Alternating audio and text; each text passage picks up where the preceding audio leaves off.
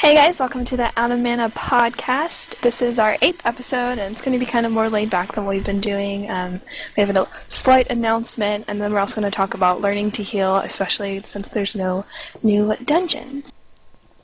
Yay! Hello. And we have a guest. Hey. We have Tyrael, aka Retta, aka Awesome. Yeah.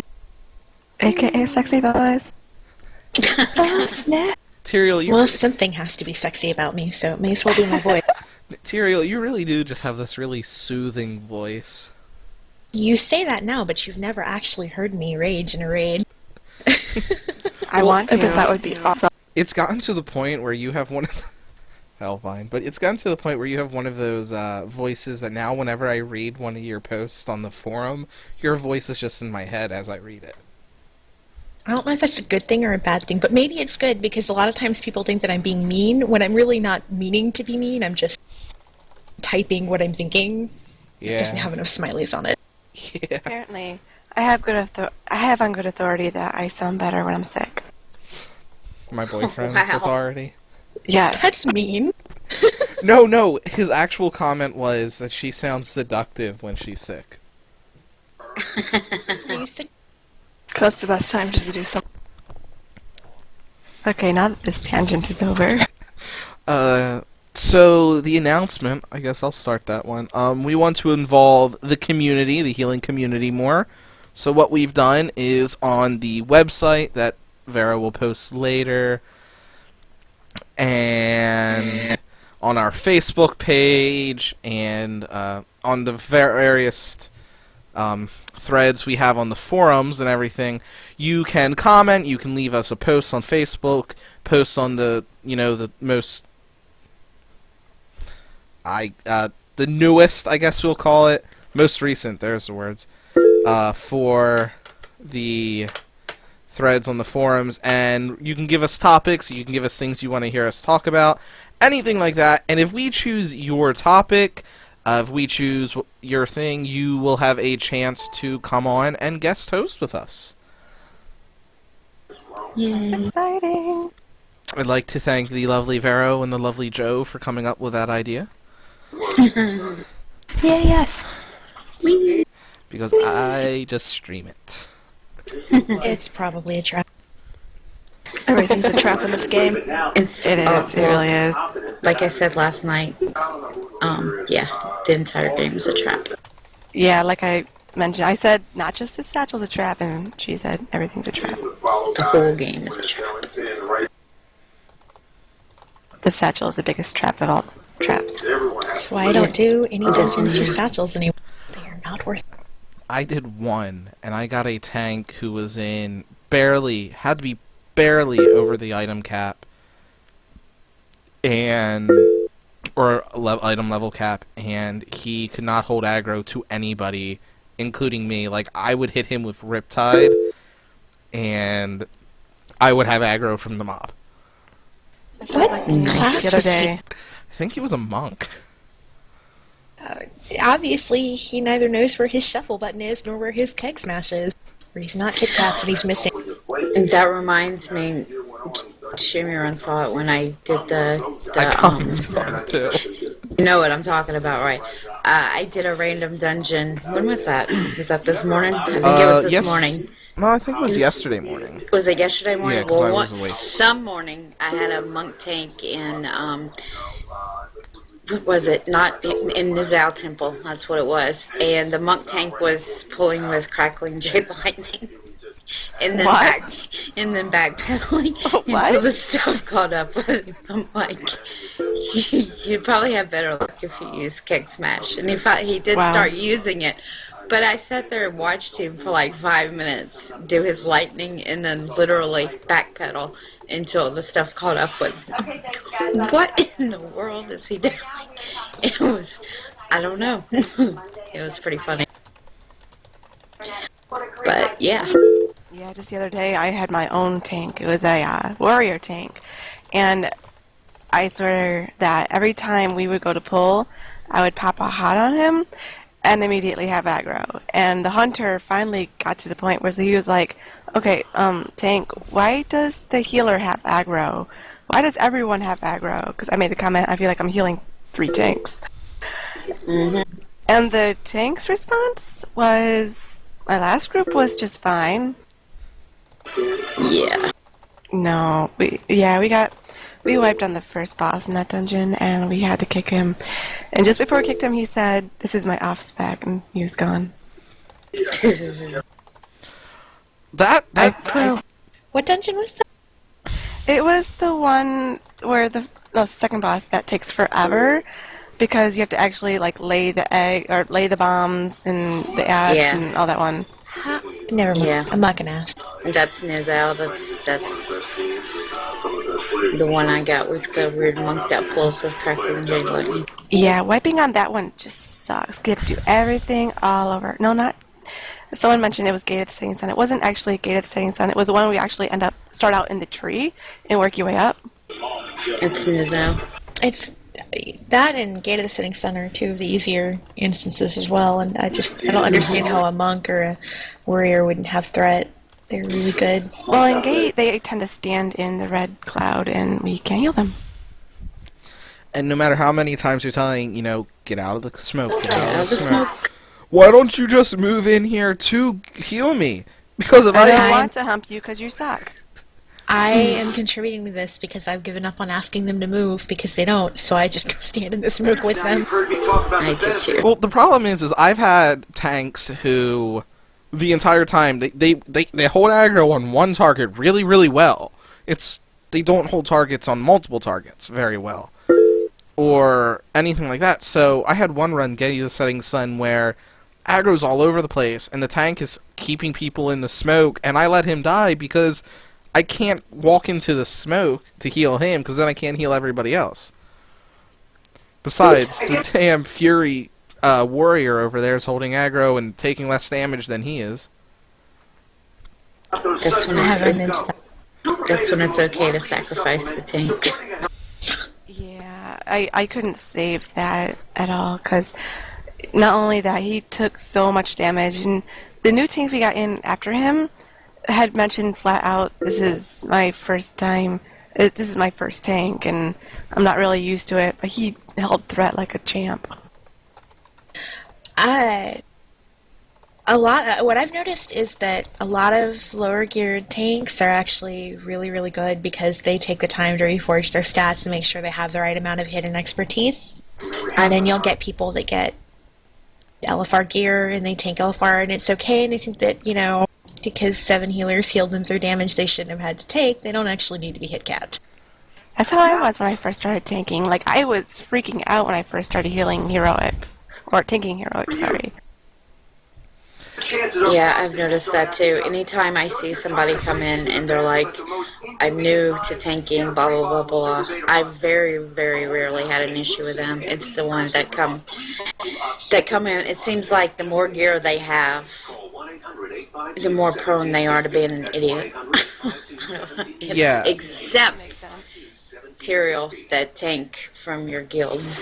Well, that's Dwarf, and he's awesome. He's really big about always having threat. He has to keep threat on people that have, full best in slot heroic gear from T14.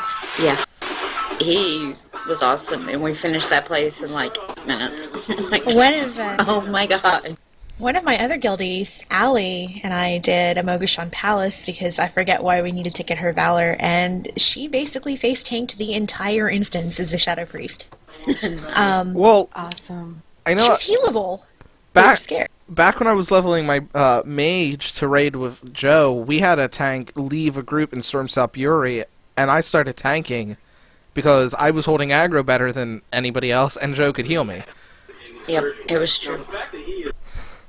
So he mage tanked it. I mage tanked up to the second boss, and then we got a tank. It used to be, back in Burning Crusade, mages could be tanks. And they did away with bosses where mages could be tanks because they were jerks. Aww. Doesn't anybody remember Grohl's Lair? Or Yeah. better yet, Black Temple, the council, had to have a mage in resistance gear, which was crazy. I remember. Yeah, well then, going on to what you were saying, Milk, back when Death Knights were first introduced, that was probably the worst time to be doing any type of Burning Crusade dungeon. Or trying to learn to heal in general. Yeah, just because you would have unholy Death Knights coming in and try to tank in... What are you talking about? That's how I learned to heal. By dumping your highest mana cost spell into the person over and over and over. No, it was the healer would completely rage and then end up quitting because the DK tank was so bad, and I was in Shadow spec, and I would just go into healing. Yeah. Nice. So, back onto the subject of what this week's podcast would be. Learning to heal, with air quotes around that. I think more so we were thinking about taking the leap from 5-mans and LFRs into normal modes. Like if people have any tips or anything like that to how to prepare for, normal modes and everything, or how to get ready, what you should be looking for. So who wants to start? Well, the biggest tip that I can give somebody is go do Alterac Valley and Throne of the Ancients. Go to where all the action is and learn how to heal when everything is going wrong. That's what I did back in BC, was I did Alterac Valley. Because my healing mentor told me that I wouldn't be able to really raid heal in a raid until I learned not to panic when everybody's health bars were going down at the same time. Yeah. That's very good advice. Although I miss Alterac Valley. I miss those long 12-hour, 14-hour Alterac Valleys. First time I did it on a Paladin, I went in at like 8 a.m., left, and came back at like 7 p.m., and it was still the same one. I think... The other... Go ahead. Sorry, the other thing I would say is that get used to being low on mana. You're not going to see it much in LFR once you have a little gear, but a lot of raid healers don't realize when they transition from something very easy to more difficult content, mana is only important when you don't have any. Yeah. You're not really functioning as... You don't want to end the fight necessarily with all your mana, or even any of your mana. The point is you're trying to extend the amount of time that your raid survives as long as possible. And if that means going through your entire mana bar because, you guys don't know how the fight works and you're hitting avoidable mechanics that you don't know are avoidable, then that's what it means. Yeah. It gets to the point where I find personally that I sometimes heal better when I'm low on mana. I think the same way, because I think it's a conscious thing that when you're in your head, when you have a full bar, you know that you're like, oh, I can pretty much heal, use any spell, and it's not going to affect me that much. And then you hit that low mana point, which I know for me, it actually, one of my add-ons announces it to me, and that's when I start consciously thinking, okay, I need to make this 102, 103k mana last for another 2 minutes until my mana tide comes off cooldown, and that gives me back a little bit more. Yeah, I have my grid set to actually show when anyone is underneath 40% mana. Don't forget that probably if you've been doing it right, or if your team has been doing it exceptionally wrong, by the time that you are low on mana, everyone else in your raid is probably low on mana too, and so your heals are going to be more effective because less people are spamming. Yeah. Mm-hmm. Plus, when healers tend to go low on mana, that's also when a shaman would shine, because people are going to be losing more health, and that's when my almost 60% mastery is going to be coming into play. When shaman mastery is so amazing for progression, it just doesn't look as good, once you've got that progression. Yeah. So, another thing I know that Joe was saying earlier in the IRC, which Vera will link the IRC if anybody wants to join us in the chat room after the show and talk more, was read your entire spell book, read the entire tooltip, read it multiple times, figure out what spells work in correlation with other spells, read your glyphs, because some major glyphs still do affect your spells in certain ways, read your talent choices, just reading. Reading is really good. Even if after you read it the first time you don't think is something that you will make use of that frequently, still at least read it, because you never know. A situation may arise where you need it. I mean, I'm dyslexic, and I still have read my spell book for every one of my healing tunes multiple times. And I like to read, but I hate reading at the same time. Understandable. I would also say don't be afraid to use your cooldowns. In some situations, your cooldowns might be tied to a specific rotation that your raid leader is saying when you can use your cooldowns. But for instance, shamans have ascendance. You might need it early, and while it is unfortunate if you have to use a cooldown earlier than you intended, it's better that your raid survived long enough to see the part where you intended to use your cooldown than to wipe because you held onto your cooldown. I agree wholeheartedly. I mean, we had someone, I don't know if it was inside one of the IRC questions or a forum question, but someone had mentioned, when should I start using cooldowns? Because I'm afraid to use my cooldowns. Use them as soon as you think you need to use them. I mean, if it's Healing Tide, that's usually reserved for a specific thing. But if it's something later in the fight, and it will be off cooldown again, if you need that thing, use it. The only truly wasted cooldown is the one you didn't actually use and could have survived if you had.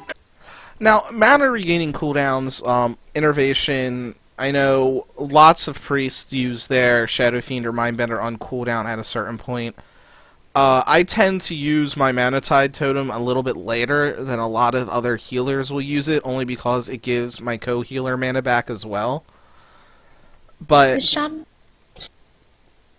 Shamans regain a lot of mana anyway, and every time I'm hit with an AoE, I gain mana back for a mana orb too, so... Shaman are in a slightly unique situation, or maybe I guess to an extent druids share that problem, but your mana cooldown isn't really your mana cooldown, and priests also have that with him, though I guess not as intensely because we can't really control who gets it. You would hope it would go to a healer, but I've seen it go to an arcane mage before. Yeah. I hate mages. Yeah. So frustrating. But or the lock that doesn't use life or mana tap. Mm-hmm. Yeah, but I really recommend using any mana cooldowns like that, just so... Innervate is a mana cooldown, but it's like Mana Tide, it's a mana cooldown that can give another person mana back. Mm-hmm. And that's to answer a question in chat. Unfortunately, though, I feel like it's more best suited on a healer than anything else. And if it's a Resto Druid healer, use it on yourself over anyone else. See, how my group is made up is we had two boomkins at one point, and one of them would go Resto for 3 healer fights. We were doing Druid, Shaman, Disc Priest. And the boomkin would keep their Innervate for whichever healer needed it the most, and the Resto Druid would save theirs for herself. Yeah. But that's how I've usually seen it done. What I recommend when you're using Mana Tide or mana regaining cooldowns is start using them around 80% mana. That way, when you really need them again, back when it's around 40-45% mana, it's coming off cooldown.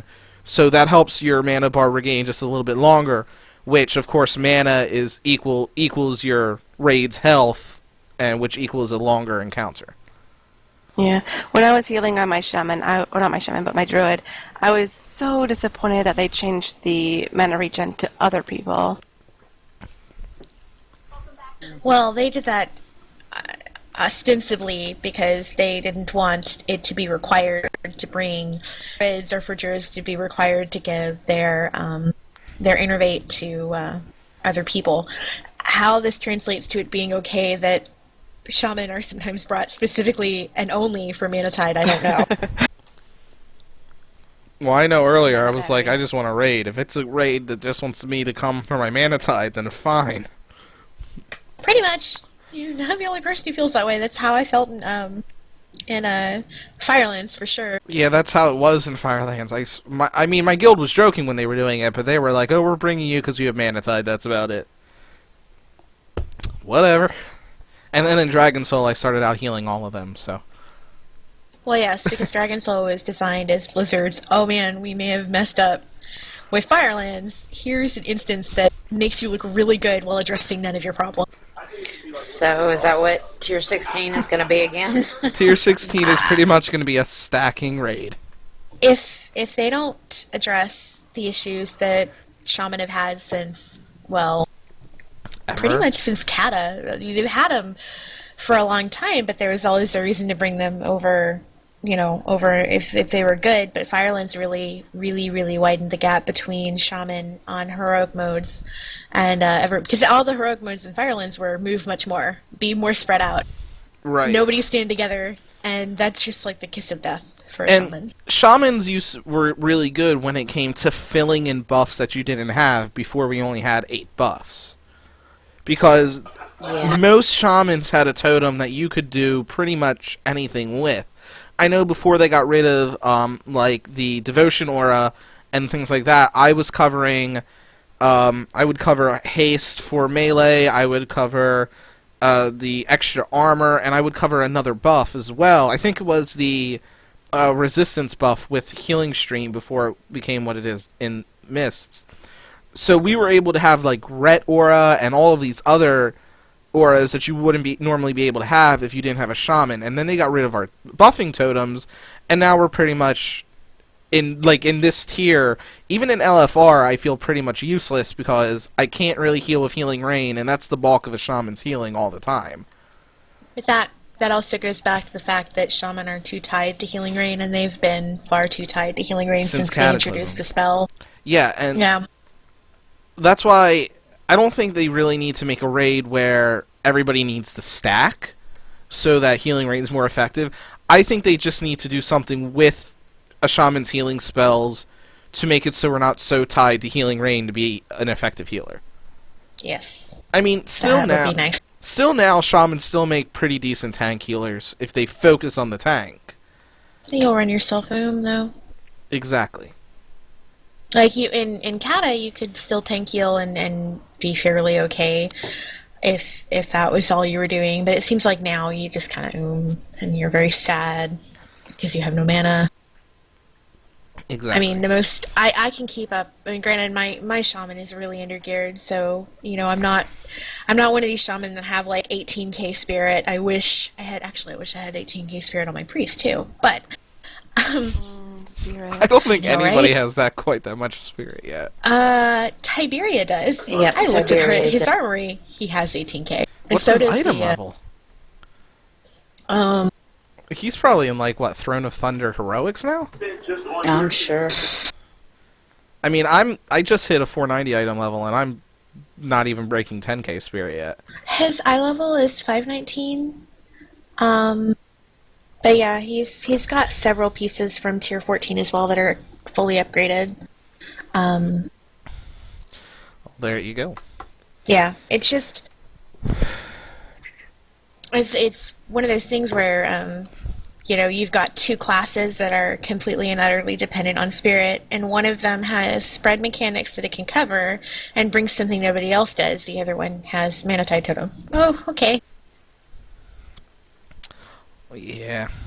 Sooner, I mean, I'm gemming, all of my gem sockets have some sort of spirit in them, even if it's the 160 spirit, or whatever that spirit is.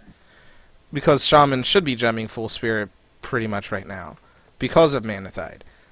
But when you get a raid where we can pretty much not heal at all, and are there to drop Mana Tide, I mean, I love my Shaman, and I'm going to keep playing my Shaman, even in tier 15, and I don't care what if I find a group, I don't care what they say.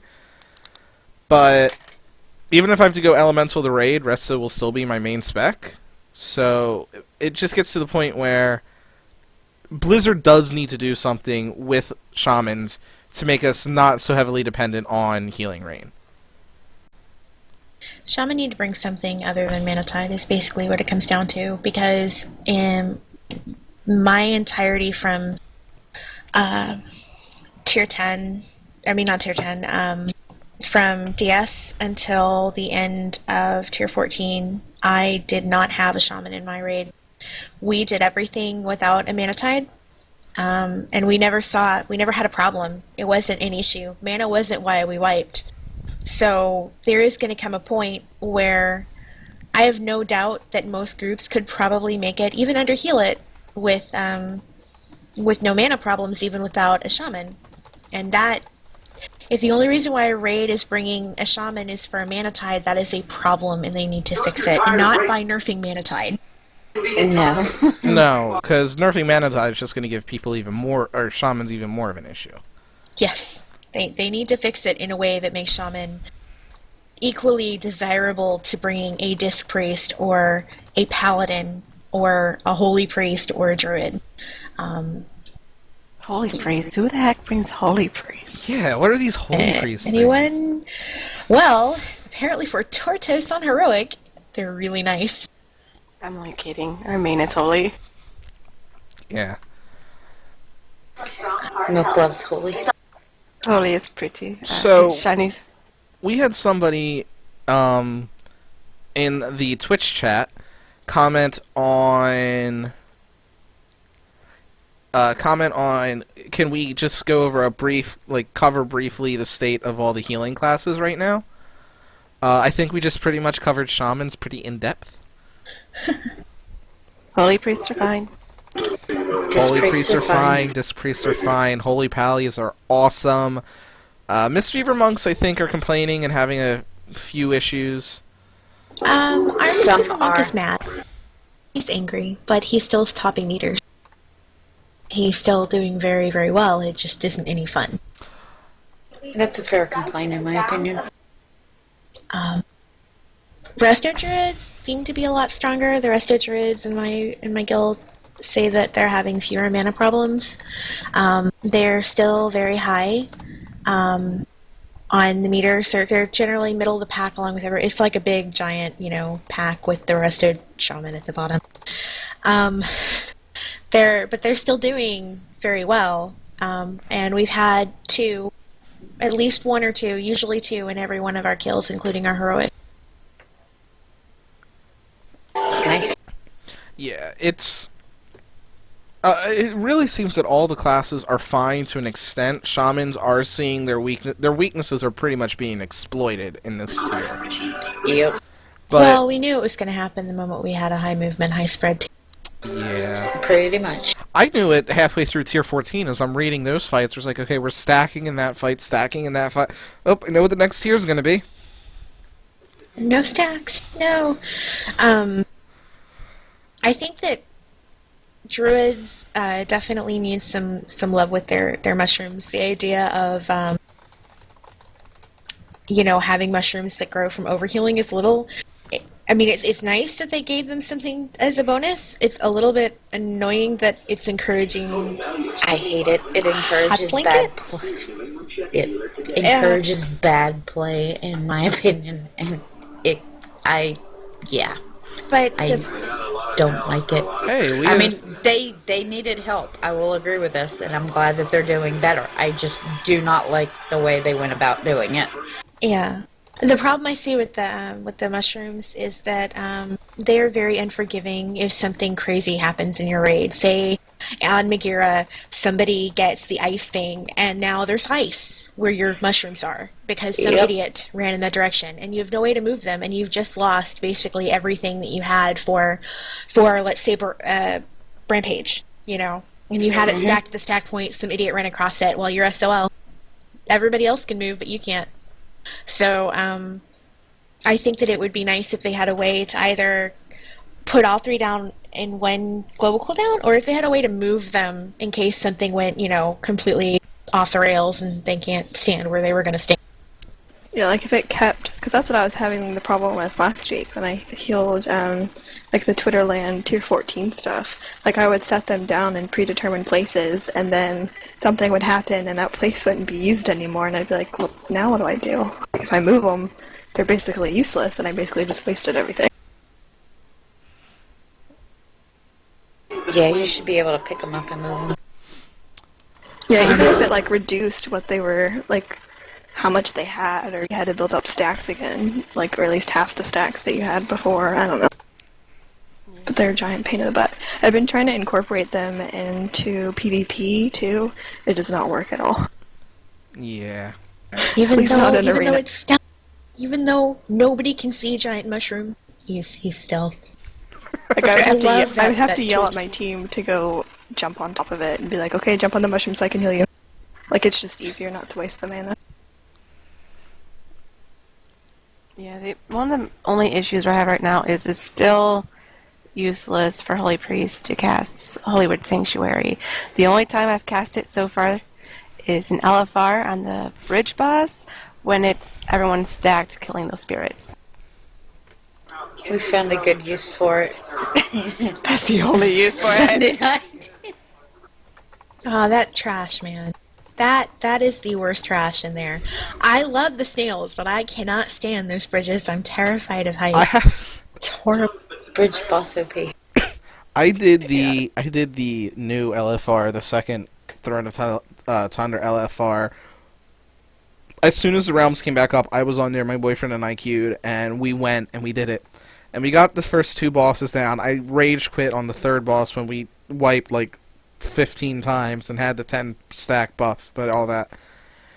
But it was funny because all of a sudden a tank's like, alright, I'll get the snail, runs up, gets the snail, and of course I knew from beta you can't tank the snails, and he face plants, and all of a sudden he starts raging at the healers for not being able to keep him up. And I'm sorry, man. It's like, I can't heal through one-shots, no matter how good you think healers are. The snails are... I would almost suggest a snail thread along the lines of the Indasta threads that popped up about how, like, if you pull apart Chuck Norris's beard, you'll see a little mini Undasta power. God, I hate Undasta. I spent the entire fight dead. And I guess... res, heal 3 people, die, wait to be rezzed again, heal 3 people, die. Like, I recorded the entire fight, and most of it's from the view of me on the ground. When we did... Getting up with the ground. Before they nerfed Undasta so that you can't do it with people from other realms and still get loot, or on other realms and still get loot, we had one on my realm where we had like 200 people, and after 2 hours, it was the same pool. Undasta was still alive, was at 48%, and we wiped. 2 hours of Undasta. I have pictures on my Twitter of the skeletons about 30 minutes into it. By the time that 2 hours was over, I wish I had taken a screenshot, because it was literally looked like the ground was made of skeletons. That's awesome. Well, not so awesome during, awesome after, I guess. And it got to the point where I would get up, drop Healing Tide, and then get hit with something and die again. And my Healing Tide would disappear because, of course, I'm not alive anymore. Oh. Alright, another thing, when going from healing dungeons to healing 10-mans, I think would definitely be reading up on the material. I would say... Sorry, go ahead, Tyrael. No, go ahead. I just hit the button at the same time. Didn't mean. I was just saying, reading guides and material, it depends. I don't really like suggesting reading guides and material on your class to an extent, but definitely read the book that they give, the journal, the dungeon journal. I think that's what it's called in game. It gives you a lot of material on the fights. Yeah, it'll have little notes for you saying healers, watch out for this, or dispellable, or whatever, next to certain abilities. Or deadly, if it's deadly. I am a very visual person, so I go into, the dungeon journal, and it's just like words, and I'm like, So I'm a big advocate of going to places like Fat Boss and watching their videos. They may not be in depth, but I'm also an impatient person, and as much as I love Vox's videos, they're like an hour long, and I don't have an hour to spend on every boss learning about it. Yeah, see, I'm exactly opposite. Videos do pretty much absolutely nothing for me, but reading write-ups about it, textual explanations, I get. But videos, it's like my brain's like, ooh, picture. What? What was I doing? No. Videos. Yeah, I'm more of a video person myself. Like, I like knowing what's going on the screen. So I prefer videos myself. I actually, when I was leading the Dragon Soul tier, or Dragon Soul, what was that, tier 13? Yep. I was leading my raid group through that. I actually made it a requirement that if you want to raid, you have to go to, at least YouTube and watch the videos on the fight. You either have to do that or you have to read the Dungeon Journal fully. And I was actually questioning people because I did this after after the raid finder, the actual raid leader quit because he quit the game, and when I stepped up, because I was tired of wiping on Warchalk for 2 hours, 3 nights a week. Yeah, me and my co-raid healer back when I was helping raid heal during like Blackwing and Throne of the Four Winds, we were the same way for our raid group. If you want to be here, at least look up the fights on YouTube or something. Have an idea of what's going on without just going in and dying in something that is 100% avoidable. Like Sorry, go ahead. Well, you're gonna need to have more. People, if you're looking at tier 14 content on normal and you're judging how Throne of Thunder is going to be in terms of difficulty, or you've only seen Genrock and you think the rest of the dungeon is going to be like that, you are going to be a sad panda when you actually see the rest of the dungeon. There are some really hard fights, even on normal, and especially on 10-man. I actually benefited a lot myself from going to Heliocentric, Dayani's blog. She broke down all the fights wing by wing with pictures. I don't know how she got some of these pictures. So that I knew the difference visually from Frostbite and Biting Cold on Horadon, which is really important because one you're supposed to jump into and the other one you're not supposed to go near. Giving the visual cues of what things look like is really important for me because, well, if anybody has seen Council, the charging guy's stuff is the same color as the floor. It's the exact same color. So I like to be able to see what everything looks like so I at least have some idea, of what I'm getting into. Yeah. Yep, I like Diana's write-ups as well. And I like that it's from a healer's perspective, so it makes keynotes on what we should specifically watch out for. Yeah, I'm the same way. What I've read, it's really useful. And I'm not a big fan of there are a couple DPS that try to tell me how to heal certain encounters that I know have never healed that encounter. And I'm just like, I don't like when people who haven't healed the encounter try to tell me how to do it. I don't like how people who have never healed before try to tell me how to heal. That's probably one of my biggest pet peeves ever. I hate that. Or the whole, why don't you go disc? Why are you not disc? I'm like, shut up. Well, for some fights, Holy is definitely stronger. Council has a lot of movement, and so having a Holy Priest, if you have somebody who can really control like the tank healing, is good. On a fight like Horadon, having a Holy Priest isn't a problem until the third phase, because there's so much damage going out in the third phase. You really need stuff like barriers, and that's the only reason why you see a lot of people taking disc over Holy. Yeah, and I mean, another thing I'm really liking about this Tier 15 is this LFR, like, even at the beginning of Tier 14 and Mogoshan Vault's LFR, you could stand in bad and healers could heal you through it pretty easily. So one thing I've noticed in this Tier 15 LFR is if you stand in bad, it's a lot harder for healers to heal you through it than it was previously. Now, that just may be because everybody's still gearing and aren't at that level yet, but I like the challenge, to be honest. Well, when it was in the beta, LFR was not healable. Not at all. LFR was a nightmare on the beta. Well, in beta, LFR was at the same damage level as 25, like regular 25-man. Garrelon was wiping people because one person would just run under him, and it was crazy. Well, I did hard on LFR on the PTR, and I went in there, and then I have a friend who raids 25-man, and we looked at the numbers, and the PTR's LFR was doing the same exact damage output as a regular 25-man. Ouch. So, LFRs are supposed to be scaled down, and they weren't. And not only that, but they were scaling back your item level to 480. So, those of us like myself and other people who had like 485s and 487s weren't at that item level, actually. What's frightening is some of the later heroic encounters. You tested them at an eye level that's higher than what you can achieve in the dungeon. Yeah. Even if you get heroic gear. Yeah, I heard about that. I did 10-man regulars on the PTR, but I never actually got to. What did you type in the IRC? My fingers were off center.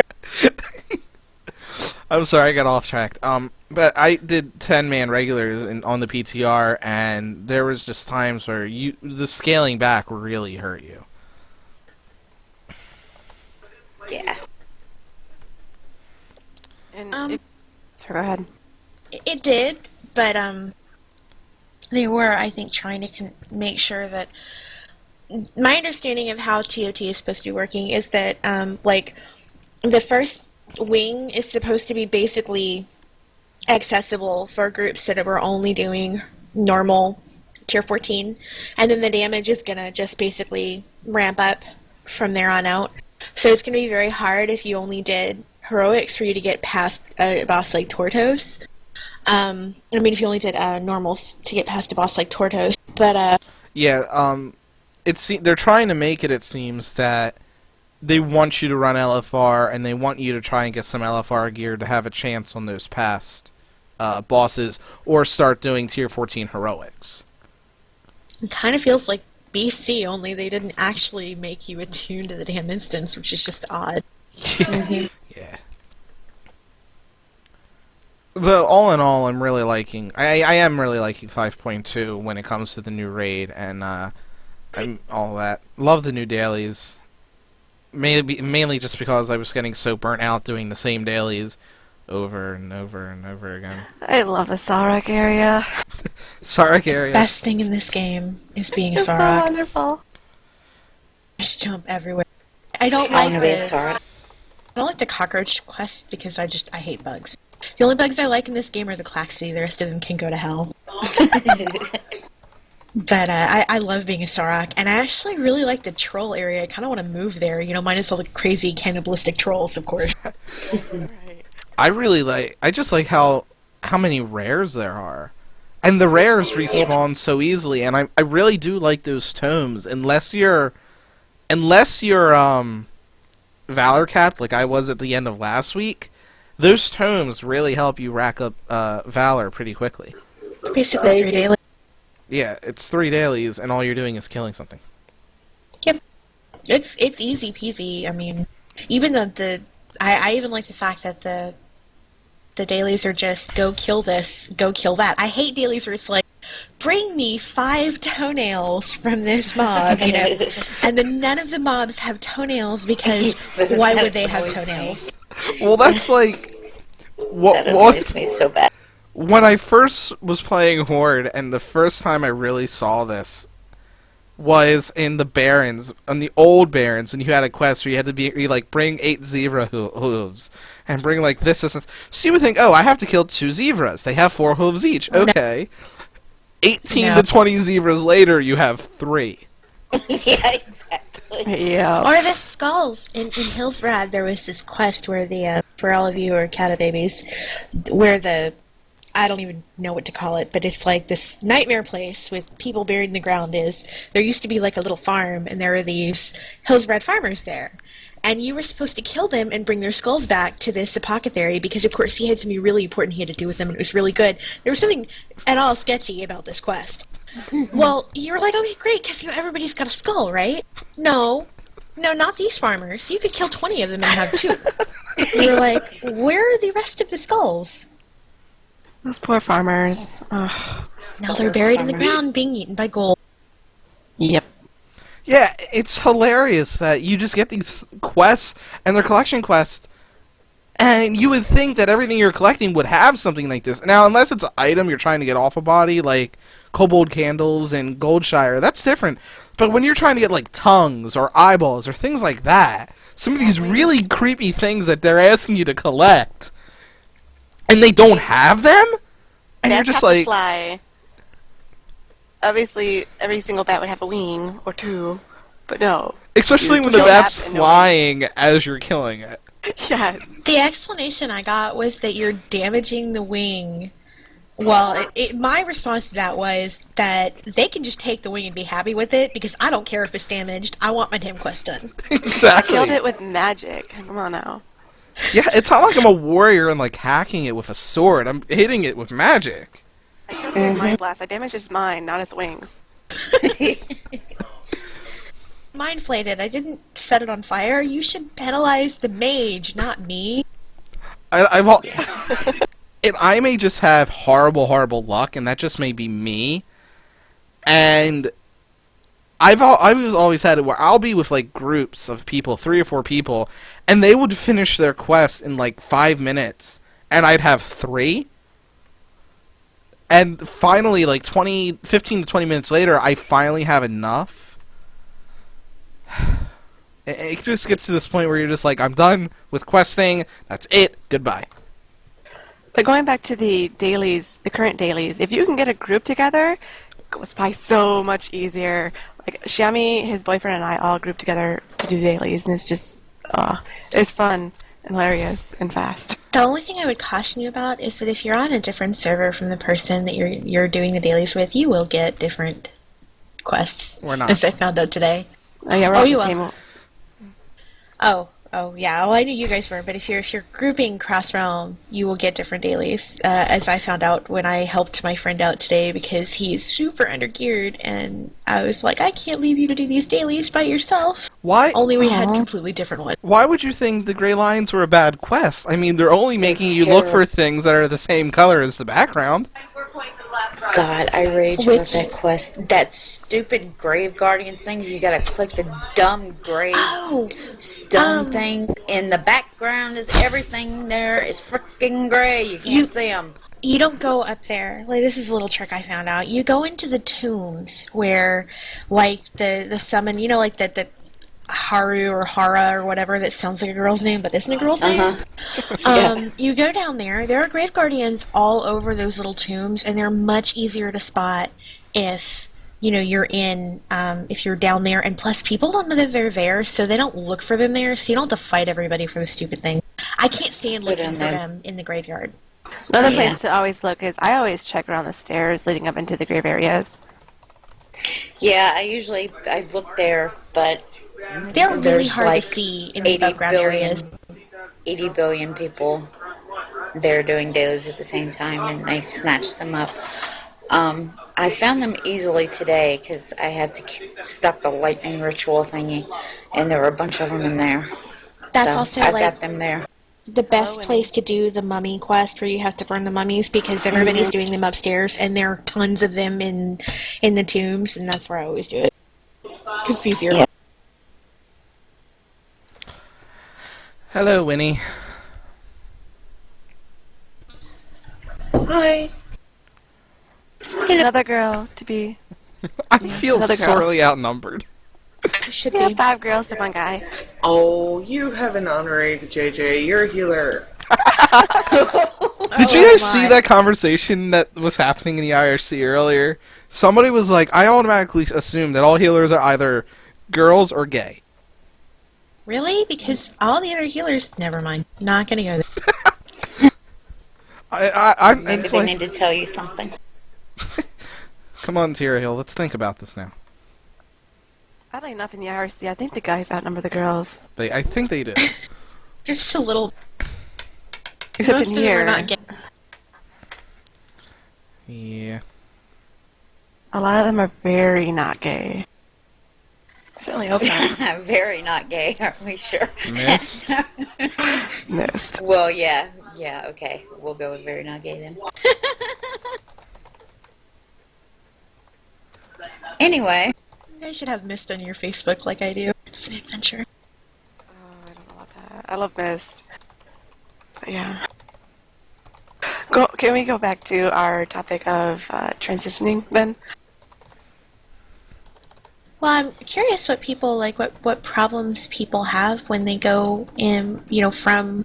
I mean, I guess It's been so long since I transitioned from doing 5-mans to actually getting into raids that I don't remember what it was like. I think a major issue is more along the lines of communication. I don't think it was just that. I think it was when you're in 5-mans, and especially in LFR, you're just I've seen a lot of people just pouring their biggest spells, and their overhealing is just so immense, and they don't need to do that. And then I've had people where I would go into normal modes, and this happened in Dragon Soul 2. I would go into a normal mode, and they would be doing the same thing, and then wondering why they're going or they're not being that effective. See, this is what I was saying before. I don't know why I understand that they can do that in LFR. I just don't understand. Just because you can do something isn't really a legitimate reason to actually do it. And I can do a lot of things in LFR. I don't, because I don't know why LFR is given as an excuse for people not doing well. Well, They should be doing it well before they go to LFR too, in my opinion. Oh, I agree, but they don't. Yeah, but that sort of goes back to the problem with LFR in general, and that is that because there's no real downside to doing whatever the hell you want beyond, like, the tank running out of the circle on Shothier, which actually doesn't kill you, it just makes things a lot more annoying. Because there's no downside, because there are no consequences for your actions, and because you answer to nobody, you get into habits. If all you're seeing is LFR and 5-mans, then you're going to get into habits that are very hard to break. And it's one of the reasons why I kind of, on the one hand, I think that LFR is great because it allows people to see the content and allows them to get pretty transmog gear, and I'm always about pretty transmog gear. But on the other hand, I think that it's done a lot to hurt raiding as a whole because it's created a class of player that is never going to transition beyond LFR. They may try, but they won't know how to do it, and a lot of guilds will not take a chance on them if they've only got LFR experience.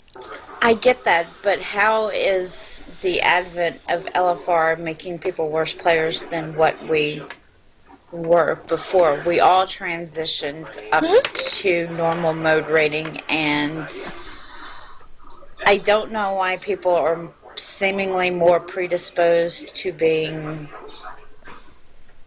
not very good now than they were before. I don't think people were talking about today about what did you do to transition from 5-mans to 10-mans. I did not do anything special that I recall. At the time I level capped my priest. It was tier 11, and I was still raiding with my shaman as elemental. When I left that raid group to join another one, I also took the opportunity, now that my priest was level 85, to start raiding with her. And I just started healing just 10 people instead of 5 people. To me, it was not different. It was just more people. And I don't understand why it's different for... Let me ask you this.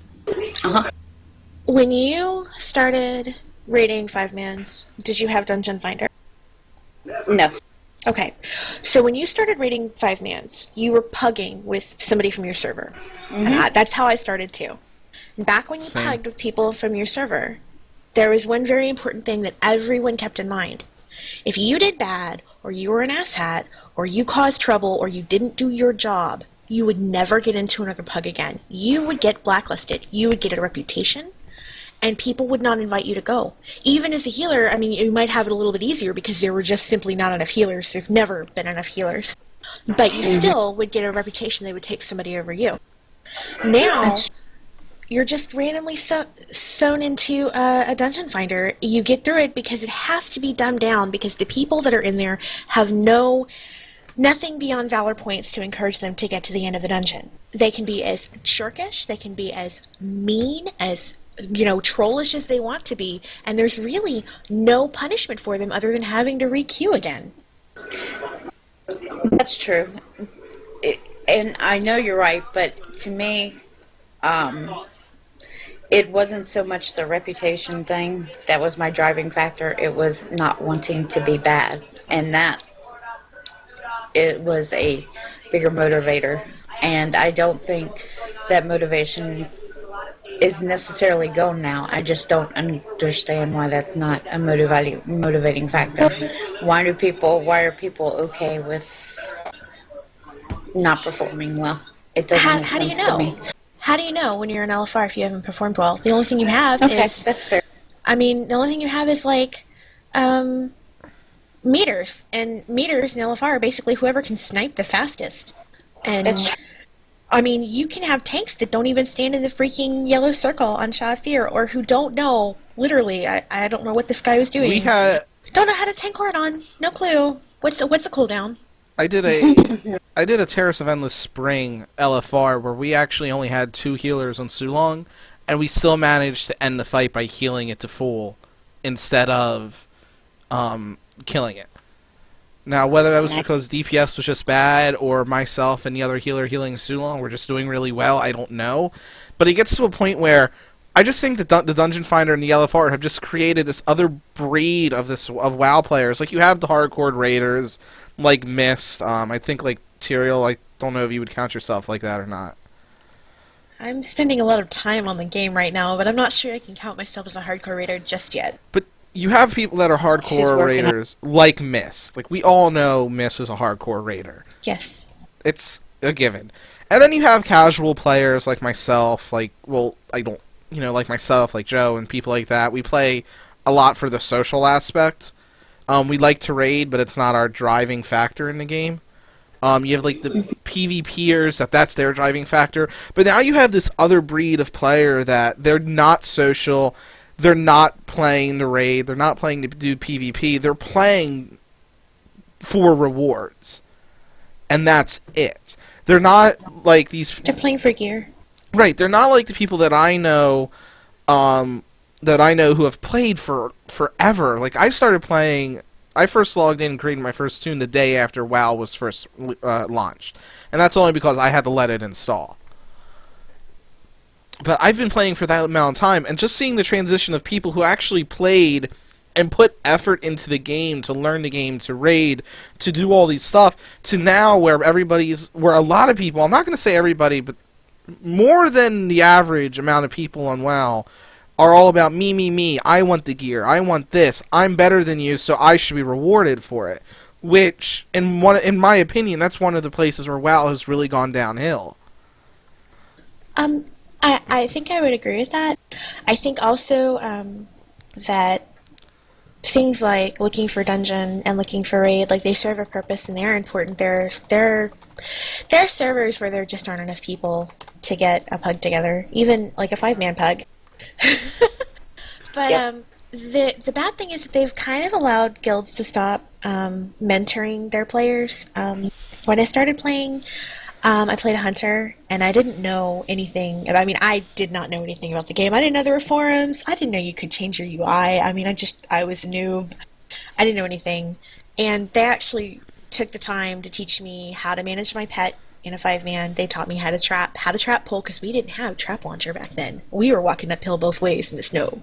Pretty much. You had to put your trap down and then taunt it over with distracting shot, and it was crazy. But they taught me how to do that, and most guilds don't do anything. The mentorship that I've seen for healers that have come to me that I've mentored has been previously, go to Icy Veins, go to Noxtec, go to Ask Mr. Robot, it'll tell you what to do. They don't tell you what to do. And those are bad places to send people. But a lot of people have sort of checked out of the whole idea of mentoring other players and healing, and they don't want to take the time or spend the effort because they don't have to. It's a game. It should be fun. But, you're going to end up with this entire group of players that have no idea what they're doing. They have no idea where to find out what they're doing. And they're never going to get anywhere beyond that because nobody will take the time to help them. I personally think that it would be fun if Blizz shut down Dungeon Finder for a couple of days, just for people who take advantage of it and who came in after Dungeon Finder was released, because I know a lot of people who actually came in Cata and all that, just so they could see how it was how hard it was to actually get the gear, and then they would probably understand why a lot of us feel, how a lot of us feel when people go in and just take advantage of the group and leave. Because back in Dungeon Finder, if you wanted to kick somebody out, or before Dungeon Finder, if you wanted to kick somebody out of your group, you had to go back and pug. The thing is, though, those people probably wouldn't do dungeons at all while it was down. No, they wouldn't. And the other thing is that if we did go back to pugging, like, it's one of those catch-22s, because you would, as long as there are servers that are so inherently underpopulated that they really cannot function as servers, which means, honestly, they should just be merged, but they won't do that. As long as there are those servers, you're going to have people that need something like a dungeon finder or a raid finder, or else they're just going to quit the game because they don't have a way to interact with the PvP or the PvE side of the game. On the other hand, a lot of these little socially inept, antisocial gremlins that infest both LFR and LFD would not be able to find dungeons or raids to pug into because nobody would want to play with them. But see, on the flip side of these players who are, they need Dungeon Finder and they need Raid Finder, you like you said, you have the guilds that are no longer willing to help them. So you get these people who are stuck in LFR because they can't find people or find a guild willing to bring them in and suffer for a little while, whether it's in an alt run or whatever, to help them get to raiding again. Like, that's one of the issues. Like, I'm on a low population server, and I'm actually on probably one of the worst low population servers there is, with my boyfriend and with Milk.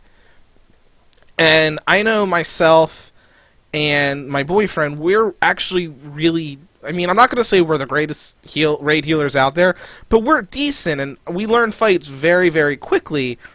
But the problem is I'm not going to get in the throne of, like, tier 15 raids at any point since my raid group fell apart until I'm able to do them cross servers with friends, because the few guilds that are in Throne of Thunder on my server aren't willing to teach people who haven't done the regular modes yet. Yeah, that's kind of how I was in that same position over on Played Fist on Milking Softly. Yeah, and I can't do any raiding because my raid group fell apart, and really, it's a really low population server as well. So it comes down to I either need to spend money to move my boyfriend and I to different realms and find a, go through fora or guild and server forums to find a guild that needs 2 healers and needs all this in order to go, and then, or I'm stuck waiting until after until I'm able to do cross server tier 15s, like I can do tier 14s now. Well, that speaks to 2 problems. One of the problems is that this is actually why the large servers are getting larger and the small servers are getting smaller. Because you can't raid on a small server, and you can't find people who are willing to take you, and part of that goes back to raiders now have unrealistic expectations of new recruits.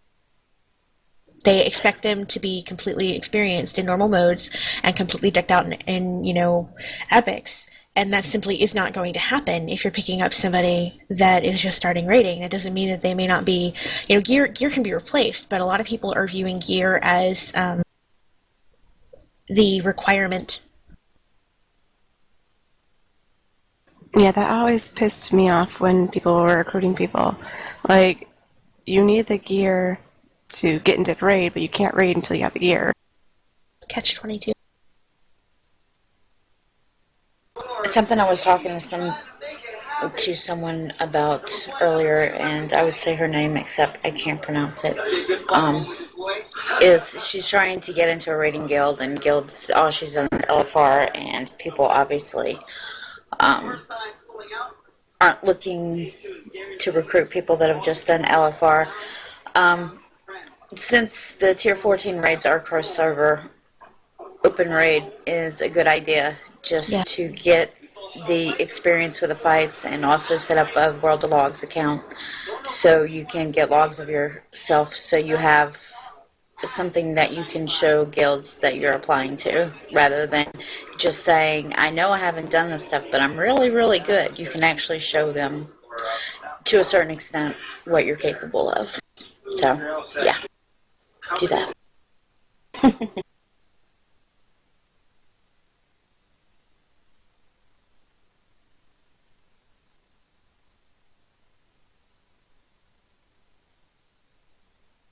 And then there was silence, and everybody wondered who broke the chat. It was probably Morin.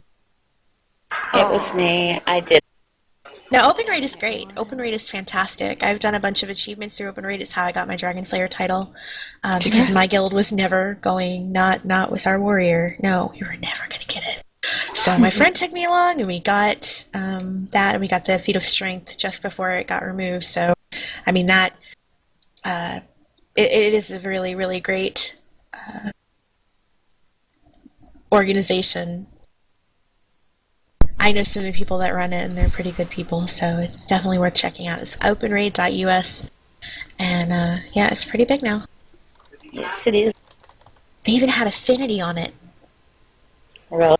Nice. Yeah, Affinity did an ICC 25 heroic. Nice. Oh my god, is no one tanking these bats at all? Oh my god. Sorry. LFR. So No one takes bats. What are you talking about? Like, you're supposed to just let them go all know loose what in the Winnie's raid. doing. So I was just trying to talk for the past 5 minutes and trying to get my thoughts in, and I just realized my mic was muted. We were wondering. Good job. I was thinking that maybe I was just talking over you, but no, it was just you having a blonde moment. That's okay. Well, I have them too. What I was trying to say is not. I think when it comes to raiding, it's a responsibility. There's two responsibilities twofold. You have the responsibility of the player to learn the fights, learn their class, and do all of this.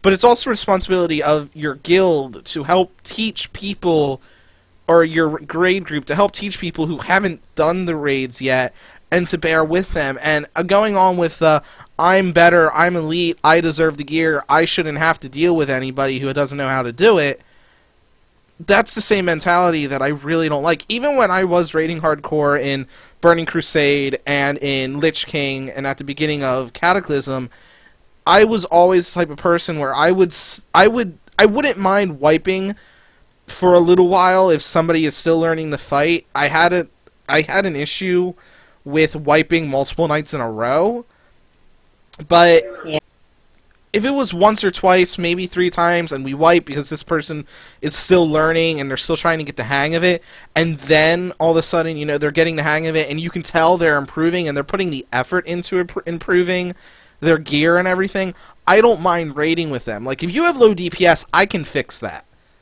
I've played enough of the different classes to know what you should do and how you're doing it, and if I don't know how to do it, I have plenty of friends that I can refer you to, or places I can refer you to, and things like that. But on the other side is, you need to, if you're a player, you need to put the effort into play, you know, gearing your class and everything, you know, learning about your class, trying to figure out how your class is played, and not expect to just be carried through. If you're going into a raid expecting to be carried through, you don't need to be raiding. No.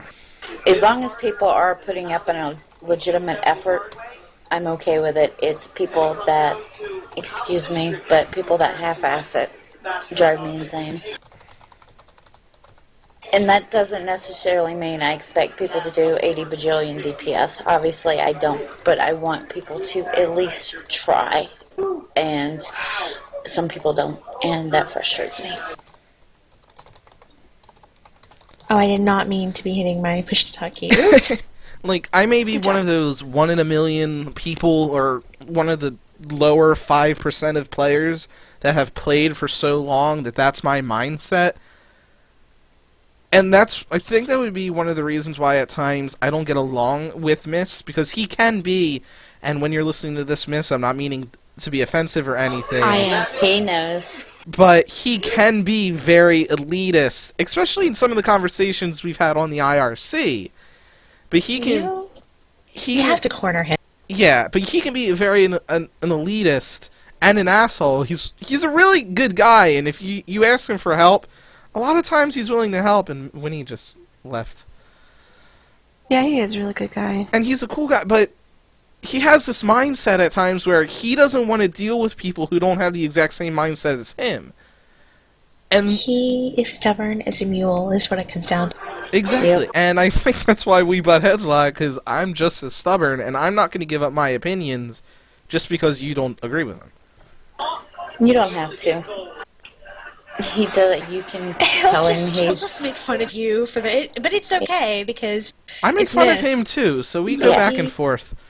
He twisted my arm on my monk. I don't like being in melee as a healer. It just violates all of my healer rules. And, oh my god, I'm gonna get cleaved in the face. And he was like, "You have to be in melee, or you're not a good Mistweaver." And I was like, "Well, okay." And it wouldn't be the first time. I started on a priest, and I had actually a holy paladin that mentored me in BC and twisted my arm. This is a theme. Twisted my arm and made me go do PvP, even though I hate PvP, because he said it was how I would have to learn how to heal. Made me get Healbot, even though I didn't want to get an add-on. Twisted my arm until I did it. And then when I rerolled Toretta in Wrath, I really didn't know what I was doing because I knew how to heal, but shaman are different. And a shaman in a guild called Forlorn Legacy took me under his wing and was like, "This is how you shaman." And had I not had people do that, I probably would not have kept raiding because I would have gotten stuck somewhere and I would have eventually given up on it and probably quit the game because, I mean, I honestly, I don't consider myself a hardcore raider, but I do play the game to raid. I don't enjoy, I enjoy other aspects, but not enough to keep at it. It's fun. I've always liked being at range, and I have tanking tunes. I have a Blood Death Knight, and I have a Brewmaster Monk. But the bulk of my tunes are either healers or a hunter and a mage, because they can stand out of range. I think maybe it's because I like being able to see everything that's going on and not have this giant ball sack in my face. But that's how it came to be. See, I'm opposite. I'm used to being in melee, so I felt weird the first time I had to heal, and they're like, "Yeah, you stand over there." And I was like, "Why do I have to stand over there? I want to stand over here with the boss." They're like, "No, stand over there." And I remember being like, "Okay." It took me a long time to get used to it, to the point where I would end up, edging forward as my druid. Not even meaning to. I would just be, on the butt of the boss, because that's where I was used to being, because I played a feral druid for so long. I always forced my co-healer to go into, because my raid group has always been ranged heavy, so I always forced my co-healer and one of the other range to go into melee range for Yershas. I think that was the ping pong boss in Dragon Soul. Yep. I So, hate melee. I hate always being in melee. I always force them to go into melee instead of me, because there's just something that goes around that I need to be able to see everything that's going on. When I raid, if you watch any streams of me raiding, I'm looking directly down at my character, as if I was looking directly from the sky down, and as zoomed as far out as I can with a macro that I was shown however long ago it was. When I was doing the ping pong boss back when that was out for Dragon Soul, I honestly preferred being in range because I would get shoved into melee and not know what's going on behind me, and I'd have to trust the people to tell us where to go, where to move, and I just hated it. Trusting people is, I don't think it's a healer trait. We're not very trusting individuals. We're little control freaks. I know I heal because I don't trust other people to do it for me. I heal because I'm a Virgo. I think that's my issue, where I'm just like, I critique everything. And when I started raiding as a DPS for Joe, I'm literally biting my tongue to not say anything and mumble, because I'm still in this healer mindset where I want to critique everything.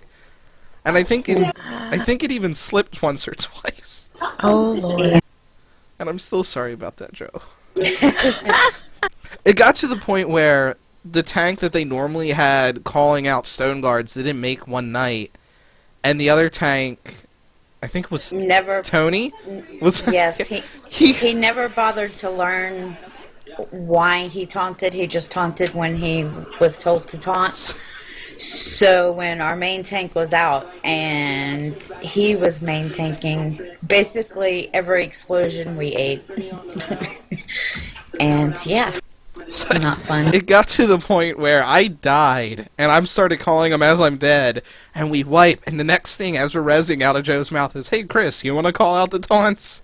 Because he was doing so bad. And I'm just like, You know, "Yeah, that's sure." kind of how I felt when we were doing Heart of Fear and for the IRC run.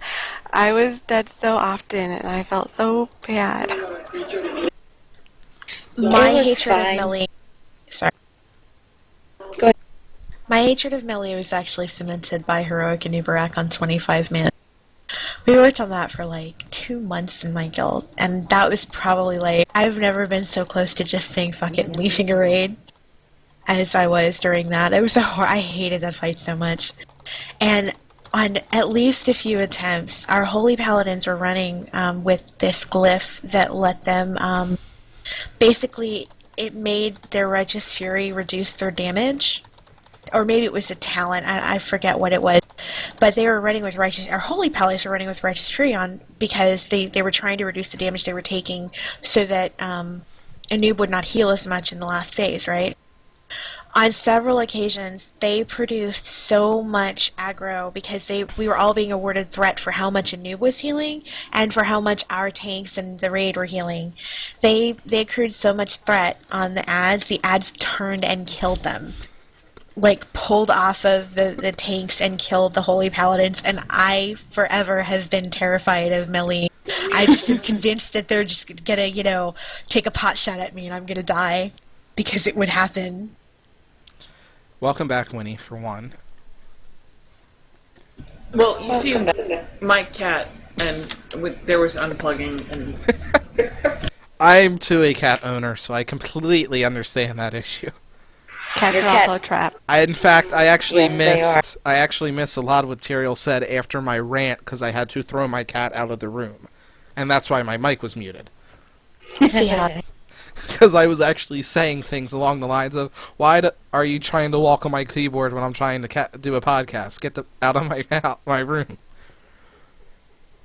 Because you're trying to do a podcast, and what you should be doing is totally paying attention to your kitty, because your kitty is the most important thing. I don't think you heard the story. It was one or two shows ago or something like that. But my cat actually once in LFR jumped on my keyboard, walked across my keyboard, and since I use Voodoo to heal, a lot of my key bindings are for my totems, and dropped every single one of my totems in succession. Oh gosh. Totems everywhere. It was like, it would go down to where it's like this one, and then Healing Tide, and then Mana Tide, and then Healing Stream. And none of them were even getting used because as soon as it dropped, the next one of that element came up. I think the only one that actually got used was probably Stormlash and Stone Bulwark. Don't give my cat any ideas. I would not put that past her. It was quite funny because I'm just like, and this is because it goes out, and then all of a sudden, it was, maybe it wasn't LFR, maybe it was an actual raid because they're calling for a cooldown, and I'm like, well, I don't have anything. You can thank the cat. Kitty just wanted to help. Silly kitty. The cat just wanted to feel like wanted to know why I was raging that much. Yeah.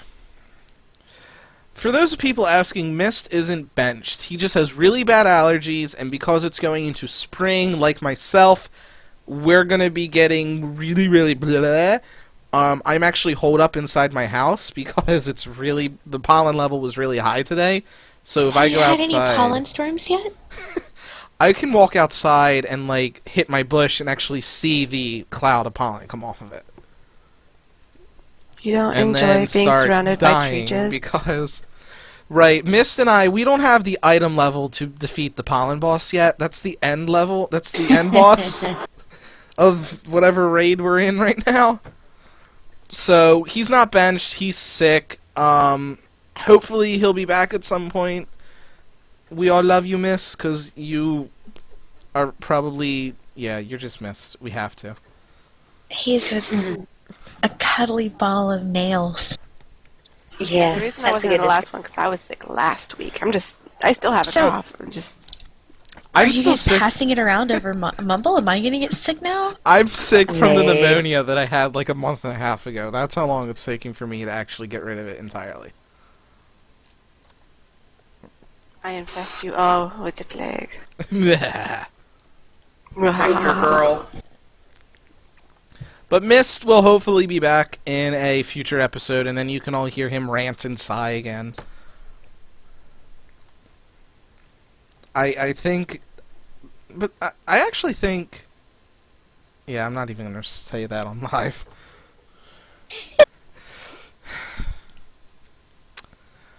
Okay, it's time to wind down, I think. So, any last-minute comments, last-minute questions, last-minute thoughts, last-minute anything? Yeah, I think we have decided, I believe, as a group for the podcast that I think from now on we're going to be going every other week instead of every week. Probably until the next, until another patch is released and we can do patch notes and things like that again. Yes. So, next episode is not going to be next week. It'll be the week after. Just until we get more information to talk about and everything like that. So, yeah. I love you too, Hero. Though I love my boyfriend more, I'm sorry. No love for milk. Any questions from the chat? I love you, Mel. Oh my god, that...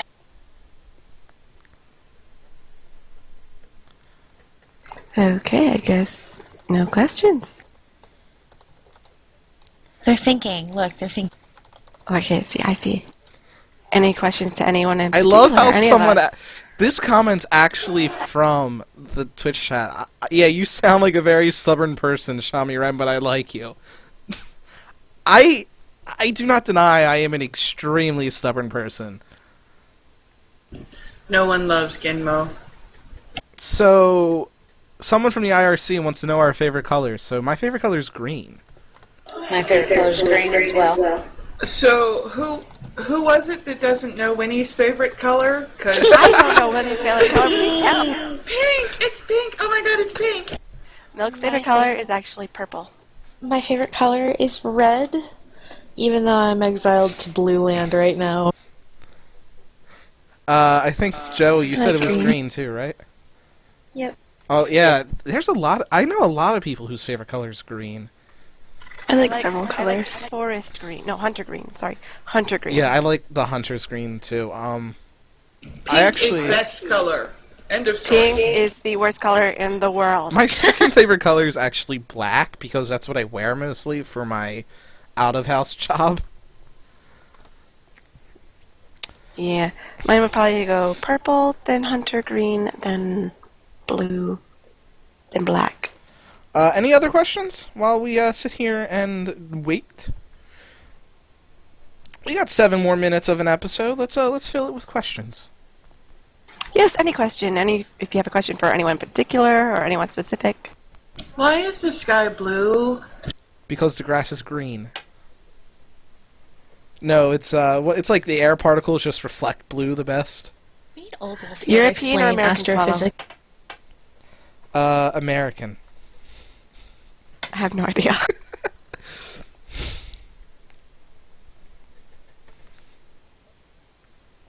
The average wind It's a speed... lot. It's enough to carry a coconut.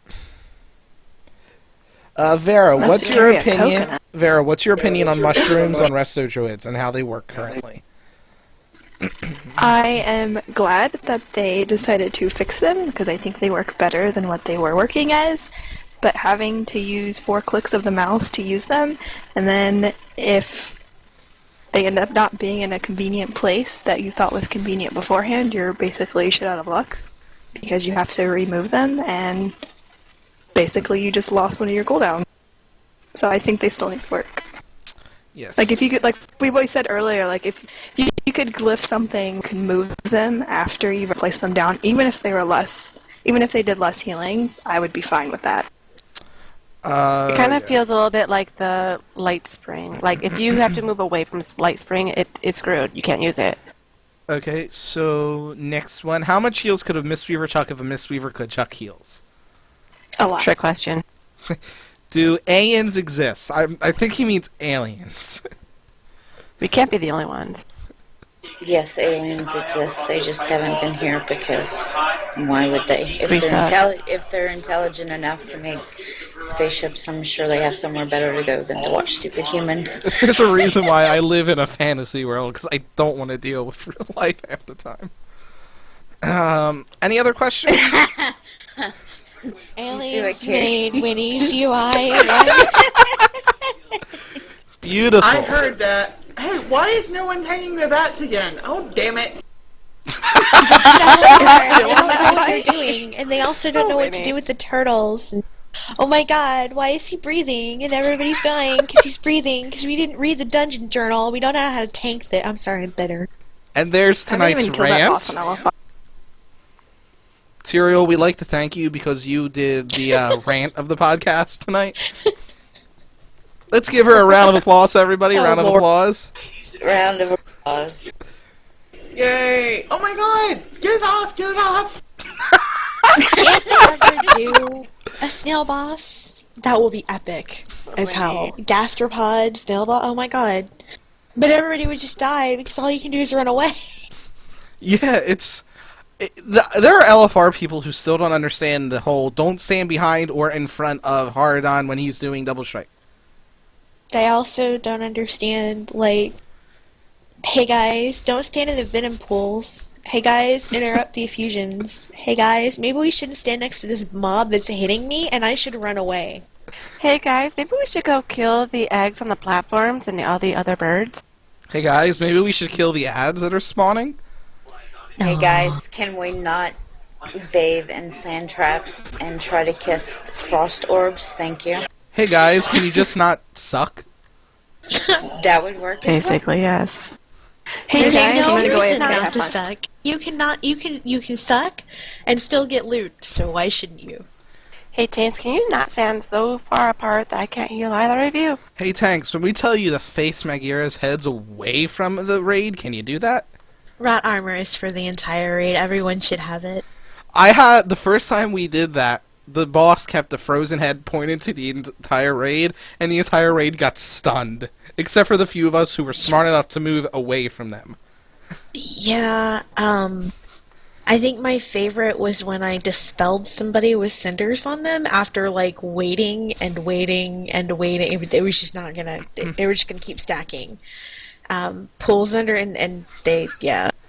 So They just stood there. So my boyfriend actually in chat was like, is that just me or did that sound scripted? No, we are just that awesome. Yeah. We can't script this thing. It wouldn't come out right if it was scripted. We might. Oh look, Hero's recommending salt. That's a good idea. Salt on the ground in this snail boss.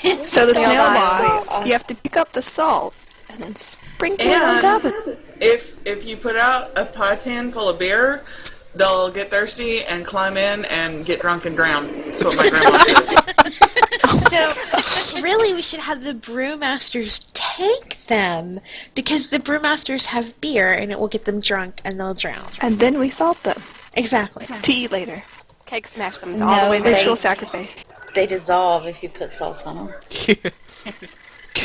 Is there a way, like, could we just mix, like, Frost and Fire Mages and make some, like, escargot and get an awesome food buff from them? Guys, hunters need a salt trap. Yes. Beautiful. Uh-oh, Carrie's planning to kidnap you, Shammy. You better run. Yeah, my boyfriend won't let that happen. He's planning to kidnap your boyfriend Kidnapping both of too. you. Oh, if he kidnaps both of us, I don't care.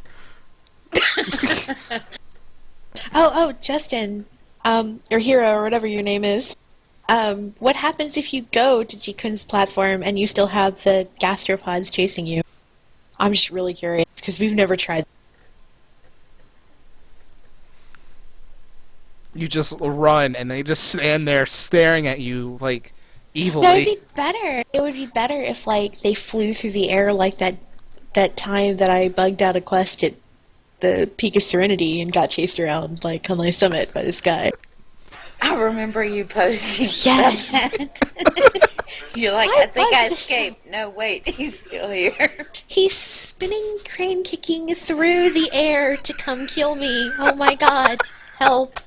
They stay in the air, then they bug out. That's quite... Oh my god. They get stuck under the platform? Wait, but does that mean they can still eat people if they're under the platform? Oh, God. Oh no. The hitbox is still there, but you can't see the see actual them. snail. Oh, that's... So do they eat people when they're... Because it's like the best... Oh my god. So they randomly died during G-Con. Beautiful. I totally am going to have to tell my guildies that so that we can do that because it'll be worth it. You know So what's I just awesome linked is- an item in the Twitch chat, the Salt Shaker. It's actually an item in WoW. And I think we should all just grab that for our next Throne of Thunder run. Oh, yes, I approve.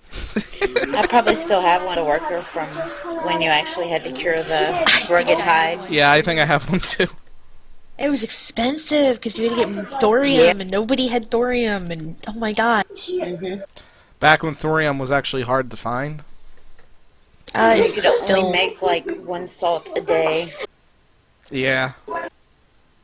We should probably start winding down now. Random salt tangent.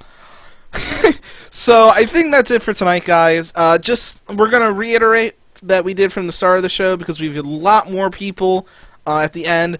If you go to the 1 million mile, oh my god, the Out of Mana site, outofmana.com, or if you go to our Facebook page, which is facebook.com/outofmanapodcast, I believe. Or if you just look at the forum in the most recent post, just post your topics, post what you want to hear us talk about on the next show, and if we choose your topic, you will have a chance to come on and guest host with us. We'd love to get a lot of community involvement into the show. That's actually one of the reasons why we made this show, was to involve the community. Come talk to us in the IRC. You know, a lot of us, if you want to, you can add us on BattleTag. You can run dungeons with us, run LFR with us. If we have room. If we have room, because a lot of us are nearing our maximum limit. And I think that's, 100, Tyrael?